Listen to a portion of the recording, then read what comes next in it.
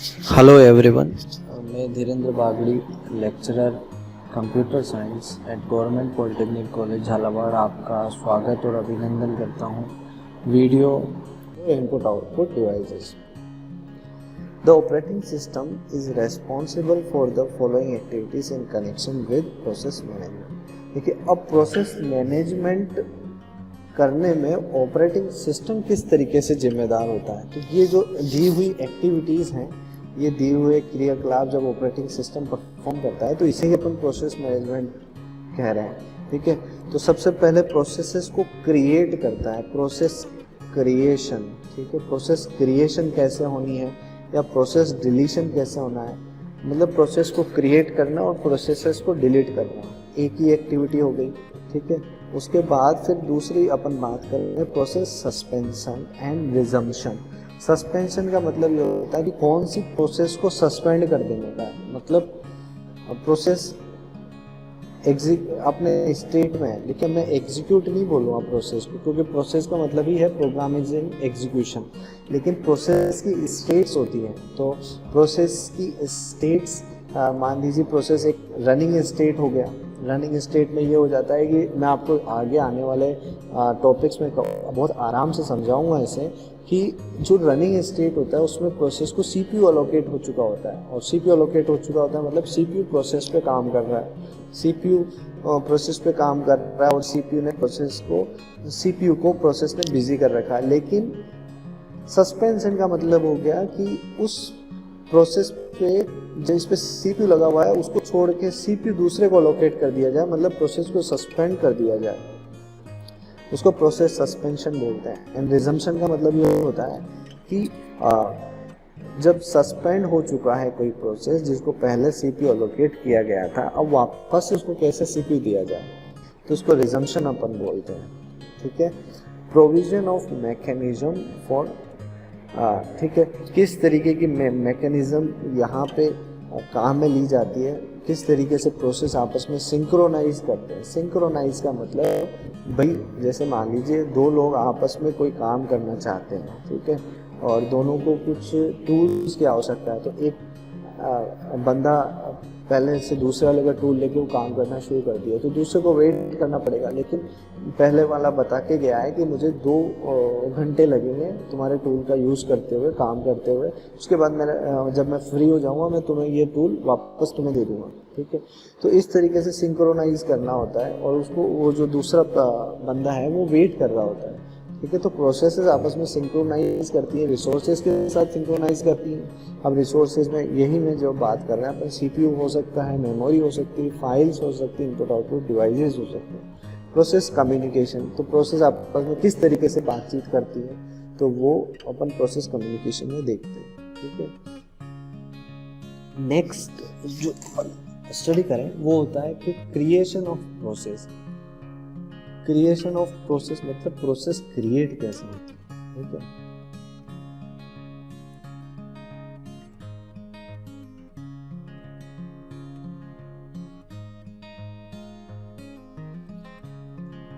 when a process is added, operating system builds various data structures to manage the newly added process. It also allocates a space to the process in a memory.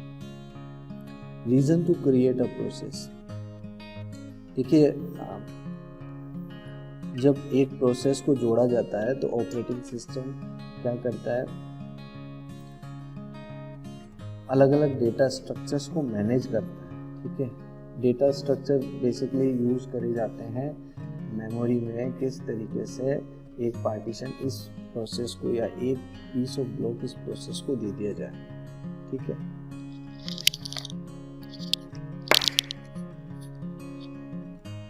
तो जो नई process होती है उसको क्यों create किया जाता है। ठीक है, तो कुछ नए बैच जॉब होते हैं।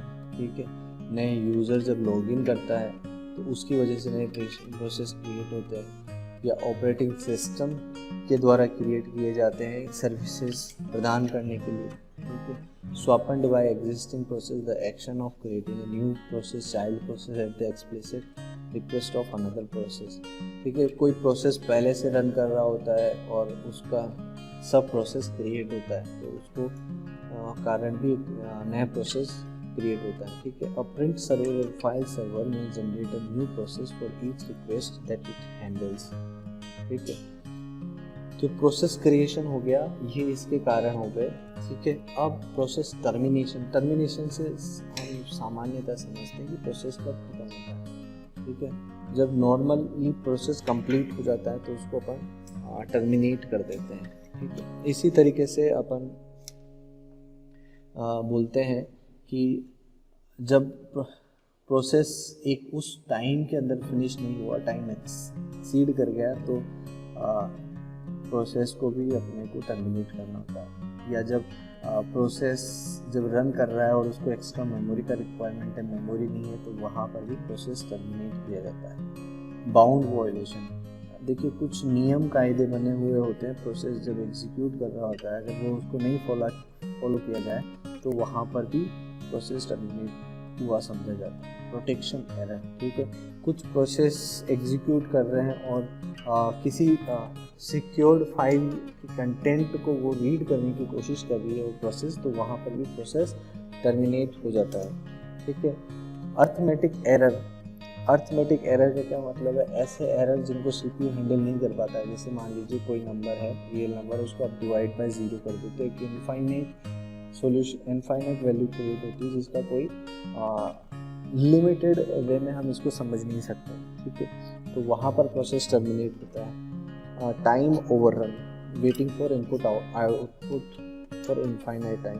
देखिए कोई प्रोसेस वेट कर रहा है इनपुट आउटपुट के लिए और वेटिंग टाइम इनफाइनाइट है, तो वहाँ पर भी प्रोसेस को टर्मिनेट किया जाता है। कुछ इनवैलिड इंस्ट्रक्शंस आ गए हैं, ठीक है। Branch to data area and trying to execute data, तो इनवैलिड इंस्ट्रक्शन पे भी प्रोसेस को टर्मिनेट करना होता है। प्रिविलेज इंस्ट्रक्शन आ गया, देखिए एक प्रोसेस एग्जीक्यूट कर रहा है एग्जीक्यूट मोड में और कोई प्रिविलेज वीआईपी टाइप का प्रोसेस आ गया। देखिए मान लीजिए अभी आप जैसे कुछ काम कर रहे हो, पढ़ने का काम कर रहे हो आप, लेकिन एक बहुत इम्पोर्टेंट काम आ गया, मतलब आपका दोस्त आ गया जो आपसे 20 साल से नहीं मिला है बहुत लंबे समय, तो आप इस काम को छोड़ के उस काम को करने चले जाते हो। तो इसी तरीके से जब एक प्रोसेस एग्जीक्यूट हो रहा होता है और अगला प्रोसेस जो प्रिविलेज टाइप का प्रोसेस है, तो उसकी वजह से इस प्रोसेस को भी टर्मिनेट करना होता है, ठीक है। जहाँ पे डेटा का मिस यूज हो रहा होता है तब वहाँ पर भी प्रोसेस टर्मिनेशन किया जाता है। ऑपरेटर इनपुट आयोज intervention deadlock occurs, parent termination and parent request, तो ये इस पर भी डिपेंड करता है। मान लीजिए दो प्रोसेसेस, जैसे मैंने आपको बताया कि दो लोग हैं, दोनों लोगों को कुछ काम करना है और उनको दो टूल की आवश्यकता है, ठीक है।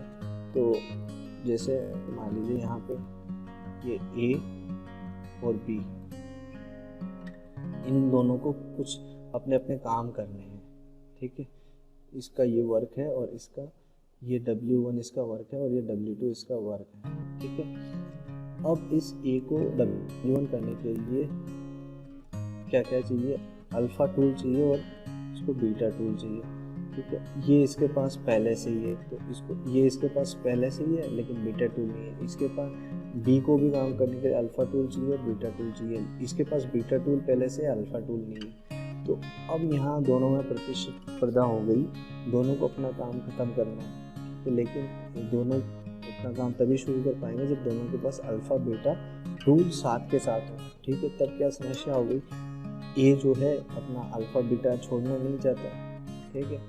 ए अपना अल्फा नहीं छोड़ना चाहता और बीटा अपना बी अपना बीटा टूल छोड़ना नहीं चाहता। तो इस तरीके से डेडलॉक की सिचुएशन आ गई, तो वहाँ पर प्रोसेसेस जो हैं वो भी टर्मिनेट होती है। या पेरेंट जब रिक्वेस्ट कर रहा है अपने चाइल्ड प्रोसेस को फिल करने के लिए, तब वहाँ पर भी प्रोसेस टर्मिनेशन किया जाता है, ठीक है।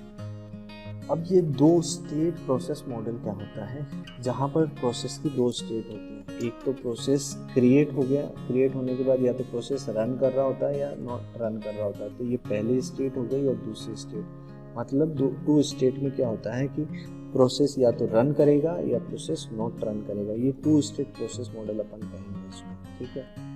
मतलब प्रोसेस आया है तो या तो एग्जिट होकर निकलेगा या वेट करेगा, ठीक है। इसी तरीके से यहाँ पे आप देख रहे हो कि जब कोई प्रोसेस क्या है क्यू में एंटर कर रहा है, ठीक है, तो क्यू में एंटर करने के बाद डिस्पैचर के द्वारा या तो उसको प्रोसेसर अलोकेट होगा मतलब सीपीयू अलोकेट होगा, सीपीयू प्रोसेसिंग करेगा, सीपीयू प्रोसेसिंग उस पर कंप्लीट करने के बाद उसको एग्जिट करवाएगा। तो ये 2 स्टेट प्रोसेस मॉडल होता है, ठीक है।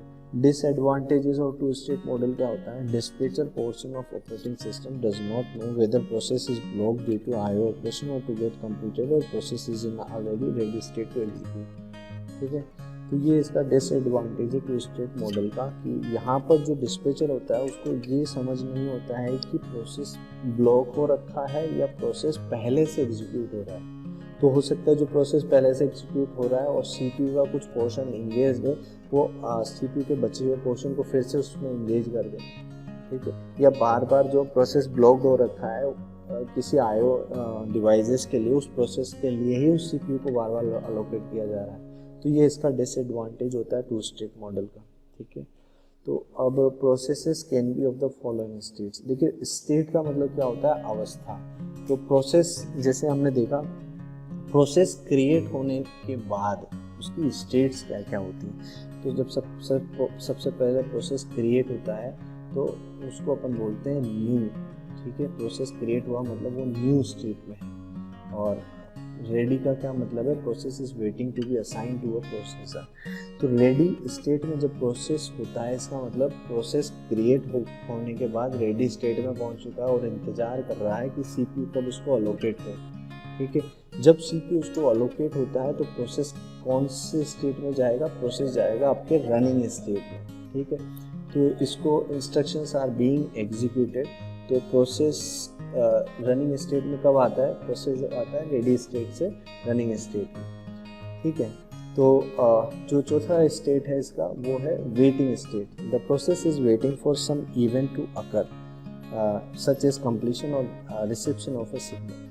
देखिए इस दौरान क्या हो सकता है, जैसे मैं आपको बता रहा हूँ कि डायनेमिक मेमोरी एलोकेशन के बारे में आपने देखा, जब प्रोसेस रनिंग स्टेट में होता है, ठीक है, तो रनिंग स्टेट में उसको रिक्वायर्ड जो रिसोर्सेज हो सकते हैं उसका नीड डायनेमिकली जनरेट हो सकता है। तो उसको कुछ एक्स्ट्रा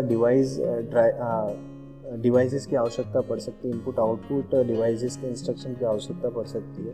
तो उस टाइम में क्या होता है कि प्रोसेस रनिंग से वेटिंग स्टेट में आता है, ठीक है। अब वेटिंग स्टेट से वापस से प्रोसेस कहाँ जा सकता है? रनिंग स्टेट में जा सकता है या रेडी स्टेट में जा सकता है, ठीक है। तो ये जो हैं प्रोसेसेस के ये स्टेट्स होते हैं, ठीक है। The process is waiting for some event to occur such as an IO completion or reception of a signal. Terminated the process has finished execution. Terminated का मतलब होता है कि प्रोसेस ने अपना एग्जीक्यूशन समाप्त कर दिया, ठीक है। अब देखिए इसको अपन एक डायग्राम प्रोसेस स्टेट को जो है उसके अपन डायग्राम के माध्यम से देखते हैं। यहाँ पर आप जो नीले ब्लॉक में देख रहे हो ये है एक न्यू, फिर आपका रेडी स्टेट है और फिर रनिंग स्टेट है और ये वेटिंग स्टेट है और आपका टर्मिनेटेड स्टेट है। अब देखिए न्यू स्टेट मतलब प्रोसेस क्रिएट हुआ है।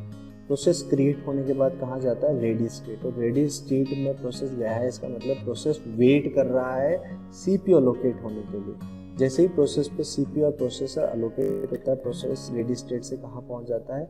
रनिंग स्टेट में। अब रनिंग स्टेट में प्रोसेस के पास जाने की क्या क्या रास्ते हैं? या तो प्रोसेस रनिंग से कहाँ जाएगा? टर्मिनेटेड स्टेट में जाएगा या कहाँ जाएगा? वेटिंग स्टेट में जाएगा, ठीक है। तो वेटिंग स्टेट में जब वेटिंग स्टेट में जाने के 2 कारण हो सकते हैं, या तो जिस इनपुट आउटपुट के लिए वो वेट कर रहा है वो कहाँ, उसकी वजह से भी वो वेटिंग स्टेट में जा सकता है, ठीक है। और वेटिंग स्टेट से वापस से रनिंग में जा सकता है या रेडी स्टेट में जा सकता है। तो ये प्रोसेस स्टेट डायग्राम, ठीक है। पॉसिबल ट्रांजिशंस क्या क्या हो सकते हैं? जब प्रोसेस क्रिएट होता है, new process is created to execute a program. तो नया प्रोसेस किस लिए क्रिएट होता है कि प्रोग्राम को अब आपने रनिंग मोड में डाल दिया है, प्रोसेस क्रिएट हो चुका है, ठीक है। तो बेसिकली नया जो स्टेट है वो कहाँ जाएगा? जब प्रोसेस नया क्रिएट होता है तो वो रेडी स्टेट में ही जाएगा, क्योंकि रेडी से कहाँ जाएगा? वो रेडी से वो रनिंग में ही जाएगा, ठीक है। रनिंग से वो या तो टर्मिनेट की तरफ बढ़ेगा या रनिंग से वो कहाँ जाएगा? Ready state. तो रनिंग से एक प्रोसेस अगर रनिंग स्टेट में है तो उसके पास 3 पॉसिबिलिटी हो सकती है, या तो प्रोसेस आप एग्जिट करे, टर्मिनेटेड स्टेट में जाए, या वेटिंग स्टेट में जाए, या वापस से कहाँ जाए, वो वापस से या रेडी स्टेट में चला जाए। ठीक है, तो रनिंग स्टेट से प्रोसेस के पास 3 स्टेट होता है, एक टर्मिनेटिंग स्टेट में जाने का, एक आपका रेडी स्टेट में जाने का, एक आपका ब्लॉक्ड स्टेट में जाने का। ब्लॉक्ड या वेटिंग स्टेट मतलब उसके पास रिसोर्सेज या इनपुट आउटपुट डिवाइसेस जो रनिंग टाइम पे चाह रहा है वो उसके पास नहीं है, तो उसको होल्ड कर दिया जाता है कुछ समय के लिए। ठीक है, और ब्लॉक्ड स्टेट से प्रोसेस कहाँ जाएगा, ब्लॉक्ड स्टेट से प्रोसेस डायरेक्ट रेडी स्टेट में ही जाएगा, और रेडी से फिर एग्जिट में जा सकते हैं। ठीक है, तो ये प्रोसेस स्टेट डायग्राम है।